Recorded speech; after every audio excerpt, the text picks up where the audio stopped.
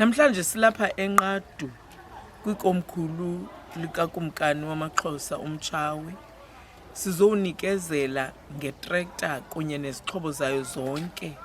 Siyenza ke le nto ngale nyanga yoomama kuba sisazi ukuba amakomkhulu anoomama abaqhuba kanye iiprogram zasekuhlaleni bancedise. So sizowupha ukumkanikazi walapha kobukumkani bamaXhosa uNonzuzo ukuze akwazi ukuthi kule program yalapha esebeni lokulima kunye nezinye programs ezilwisana nendlala bakwazi unceda nabantu besizwe salapha eNqadu ukuze basebenze umhlaba. Sizowunikezela ke ngale tractor ukuze bakwazi usebenza kakuhle, balime ezigadini, balime nasezintsimini. Sizawunikezela nangayo inkunzi yohlobo esizanalo apha ukuze ikwazi ukuzala, ukumithisa, iphucule umhlambi weenkomo zakule ngingqi yalapha kobukumkani balapha kwaXhosa.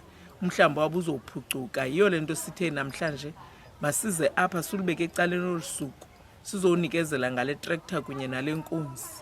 Injongo yethu ke kukuba sisazi uba ikomkhulu lelona likhokhelayo kwisizwe ngasinye. Iza kuba ngabo ke ngoku abazawukhuthaza abantu kwezi programs ze-department bade bakhuthazwe naba bangadanga babe bayafuya okanye bangamafama, bakhuthazeke ngowubona kuphucuka imihlambi nabo bangene ke. Noko ongalimiyo makafuye, ungasosi umntu angenzi nenye kwezi, ngoba kaloku ekugqibeleni sifuna ulisana nendlala.